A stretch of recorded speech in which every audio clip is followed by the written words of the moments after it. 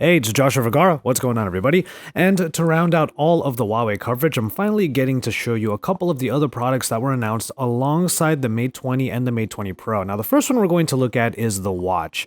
What we have here is the Huawei Watch GT, and you'll notice right off the bat, this does not run Wear OS. Now, a question that I want to pose to all of you out there, which I did ask in the Pocket Now Weekly episode that we recorded in London while taking a look at all of Huawei's products, is the idea that maybe Wear OS could be in trouble if these manufacturers are using their own proprietary software. Of course, we have Tizen in Samsung's camp, and now Huawei with what is called the Light OS. Light OS is obviously bringing a more simplistic outlook to a smartwatch OS. It's not going to have all of the different applications already built into Wear OS. You are going to get a number of different functions for fitness tracking, some sleep tracking, and heart rate monitoring, as it does have a heart rate sensor installed. But as far as apps go and extra functions, there's going to be a lot less here than in pretty much any other big smartwatch that you can find in the market today. And depending on your usage, this watch could actually go for 2 weeks on a single charge if you're using heart rate monitoring and not really using the exercise tracking for too much time per day. Turn all of that stuff off though and only use this as a watch, and it could last for up to 30 days. Now, the watch itself actually looks pretty nice. So you have this ceramic bezel all around that gives all of those number designations, a couple of buttons over on the side for navigation and getting to the app drawer. And then of course, it's all swipes in and out of the different settings and the different home screens and the different functionalities underneath. I'm curious what all of you think about this watch because it's a far cry from what Huawei has done with their watches in the past. Obviously, it's not quite as premium and it doesn't have Wear OS. And that is the other question I want to pose. Do you think Wear OS is in a little bit of trouble if main manufacturers like Huawei and Samsung are starting to move away from having it as their operating system on smartwatches? But from there, we're going to go ahead and get into another device that I'm sure a lot of you have really wanted to hear more about, and I did get a look at it when I was in London, the Huawei Mate 20X. For better or worse, this is the phone that Huawei is trying to market as a kind of gamer's phone, and there are a number of specifications on here that kind of make that claim true.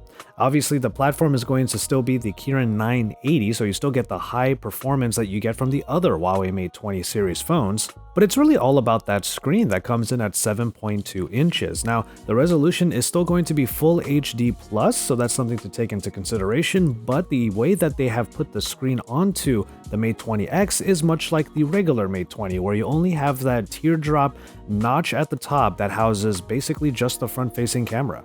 So with that, you get a ton of screen, and really this thing is a bit of a behemoth. Compared to the other models, there's a lot more to hold here, and it's definitely not a one-handed display device.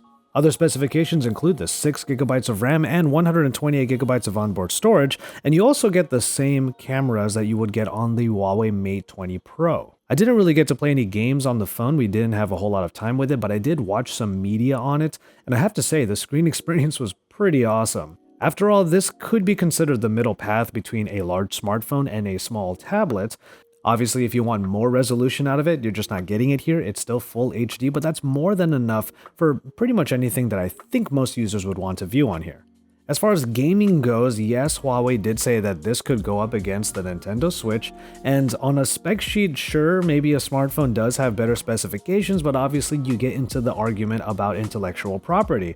Mobile gaming is getting really good right now, and if you are an Android user, there's a lot that is offered in the Play Store, and you could probably enjoy all of that on a screen like this, so I can give the Mate 20X credit, at least in that regard. But I actually think that this phone would be better suited for people who just want to have an easier on the eyes experience. Yes, I did call it the grandpa phone on the Pocket Now Weekly, but I do think that anybody who just wants to have even more to look at because of the large screen would enjoy a phone like this that almost teeters into tablet territory. So with that said, I want to know what you all think about the Mate 20X. I went ahead and put these two devices together because they are almost on the outskirts of what the main announcements were in London, and I wanted to bring it to you now with the questions posed. What do you think about this particular phone? Is it something you would really want to use, even if that screen is really large? And if you do want to use it, let us know why you want to get onto the 7.2-inch Full HD Plus display of the Mate 20X. And then of course, remember that I also asked the question about the watch, if you think that Wear OS is in trouble, or maybe you just want to sound off on why you think Huawei went in this direction when we've already had two other watches that we've kind of liked before, and now it's just a far cry from what those used to be. You might have noticed that I have other Huawei content coming out at the same time as this one. You can see my thoughts on the Huawei Mate RS, the Porsche Design Edition, and then I also did a vlog while out in London using the GoPro Hero 7. So if you wanted some examples as to what that camera quality is like, make sure you watch that vlog as well. They are appearing right now, so you can click on them, and remember to subscribe to my channel if you haven't already. Check out all the rest of my content and be ready for pretty much everything that's coming up in the coming weeks. There's a lot of announcements happening, so stay tuned, and before the next video, I will just remind you to enjoy your tea, everybody.